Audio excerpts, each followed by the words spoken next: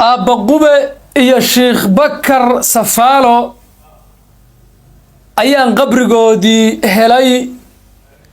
dambina ma ahan in aan soo helay qabrigii Sheikh Bakar iyo Abaqube. Soomaaliduna haddaan iri qabrigii Sheikh Bakar iyo Abaqube aan ka helay Hargeysa ma ahan in ay duulaan igu soo qaadaan.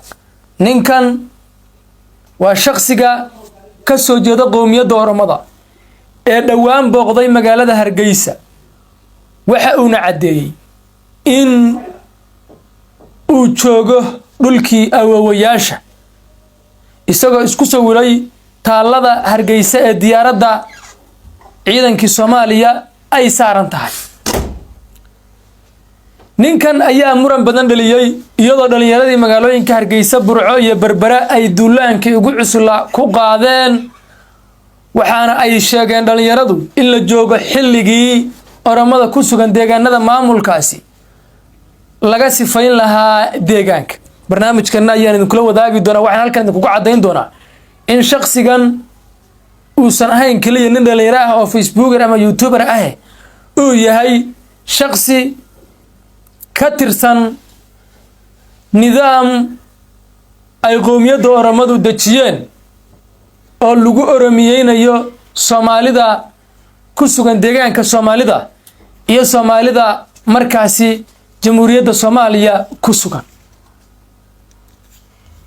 nidaamkaas oo la alifay oo ay alifeen qurba joog Oromo ah diaspora fara badan, iyagoo markaasi sheegay in la ballaariyo oo dhul ballaarin la sameeyo, sida oo kalena ay Oromiya bilowdo kacdoon la mid ah kii qarnigii 17aad ama 16aad ay ku qabsadeen guud ahaanba ay ku soo gaareen bartamaha Ethiopia, kaas oo loo yaqaano expansion Oromiya ama Oromiya immigration. soo dhawaada dhamaantiin. ninkan waxa loo yaqaanay Mumax, waa YouTuber sidoo kalena waa Facebooker. dood fara badan ayuu dhaliyay. dhawaan buu booqday magaalada Hargeysa, taaladii buu isku sawiray, wuxuuna ku qoray dhulkii awowayaashay ayaan tagay. Hargeysana waxa ku nool dad badan oo Oromo ah. waa in ay markaasi lagu soo laabto dhulkii awowayaashay. dib ayaa dhalinyaro fara badan oo reer Burci reer Hargeysa ah ka turjumeen qoraalka af Oromo ku qoray, waxaana loogu daatay Facebook iyadoo duulaan culus lagu qaaday. la sheegayna in la joogo xilligii la baraarugi lahaa oo laga qaadi lahaa markaas Oromada ku sugan deegaanada Soomaalida, gaar ahaan Somaliland, laga sifayn lahaa. haddaba wuxuu markaas ugu jawaabay Soomaalidii haddaan soo helay qabrigii Abaqube iyo Sheikh Bakar waxba ma dhimina buuq iyo qiilada iga daaya. haddaba maxaan ka baran karnaa?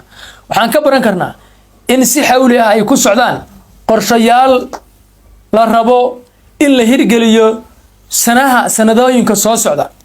qorshayaal hadda aan suurtagal ahayn oo maskaxdeena iyo caqligeena aan suurtagal ahayn, balse la yaab iyo aan firiir ku noqon doonto 2030 2040 ilaa 2050.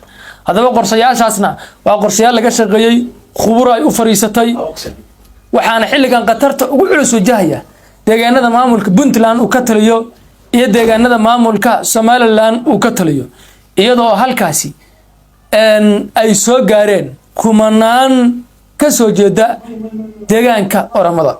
haddaba si guud qowmiyadaha Etoobiyaanku waxa ay ka siman yihiin cadaawadda ay u qabaan Soomaalida, balse qowmiyadda Oromadu waxay ka baqaysaa qowmiyadaha kale, waxayse tunjilecsataa Soomaalida.